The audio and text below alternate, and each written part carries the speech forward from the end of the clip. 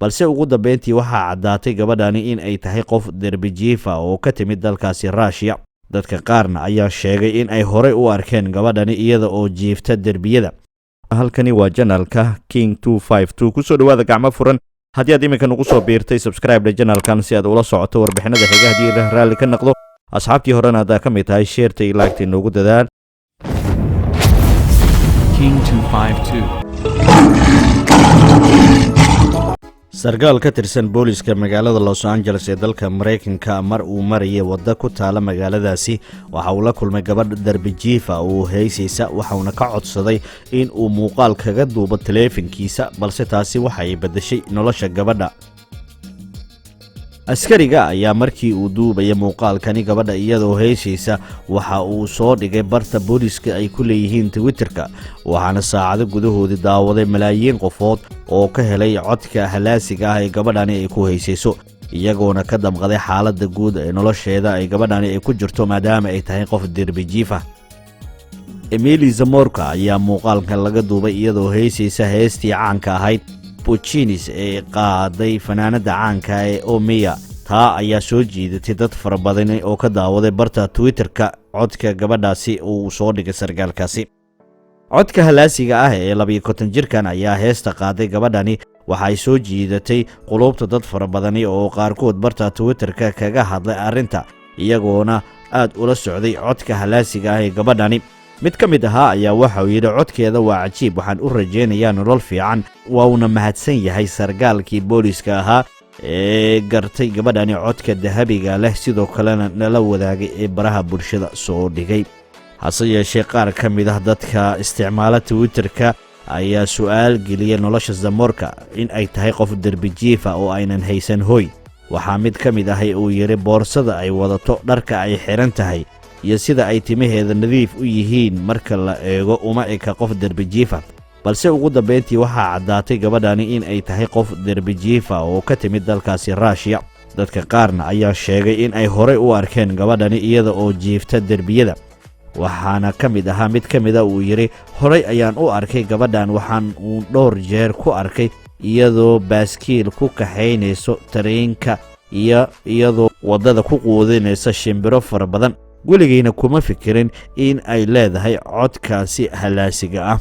Mrs. Zamorka ayaa la hadashay wargeyska Told the Angeles Times ee dalkaasi Mareykanka ka soo baxa ayaa waxay sheegtay iyadoo 24 jir ah ay ka timid dalka Ruushka halka oo ay sheegtay in ay baratay turumbada sida loo garaaco iyo biyaanaha oo dhanka music ay caan ku tahay. sidoo kale gabadhani ayaa waxay sheegtay in ay la qaadi jirtay heesaha fanaaniin fara badan oo dalkeeda oo lagu magacaabo opera performance marka ay ka heysayaan telefishinka.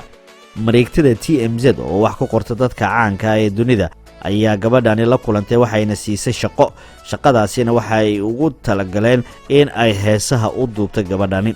sheekadani markaad eegto durba niyadaada waxaa ku soo dhacaysa gabadhii reer India ee tariinada wadada mara ku heesaysay sidoo kalena iminka codkeeda halaasiga ahaa uu ka helay mid ka mid ahaa dadka soo saara filimada iyo heesaha iminkana ay u heesayso filmaan cusub oo soo bixi doona. Ranu Mondal waxaana soo gacan qabtay iminka Hemish ninka lagu magacaabo heesaha soo saara. markii ay dad badani ka war heleen xaaladda gabadhani waxa uu gurmaday dad fara badan oo internetka ugu ururiyay lacago fara badan kuwaas oo u istaagay sidii loo caawin lahaa Mrs. Zamorka. dadka ayaa sidoo kale doonaya in ay gabadhani u iibiyaan qalab ay u adeegsan jirtay muusigada oo laga xaday wuxuuna qof ka mid ahaa maamulka boggaasi uu sheegay in uu aad ugu helay codka gabadhani. mid ka mid ahaa baraha internetka ayaa sheegay in gabadhani aysan u baahnayn oo kaliya in lacaga yar gacanta laga saaro balse ay u baahan tahay in si wanaagsan loo soo gacan qabto.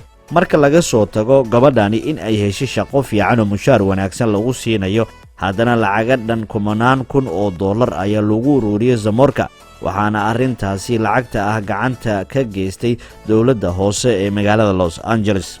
nolosha Zamorka ayaa muddo kooban isbedeshay waxayna waqti yar ku noqotay caannimo iyo sidoo kale inay hesho hanti fara badan. mid ka mid ahaa saraakiisha dawladda hoose ee Los Angeles ayaa Zamorka u ballan qaaday in ay ka qayb gasho bandhig faneedyada maalmaha soo socda lagu qaban doono dalka Mareykanka kaas oo lagu dabaaldegayo dhaqanka iyo taariikhda dalka Talyaaniga.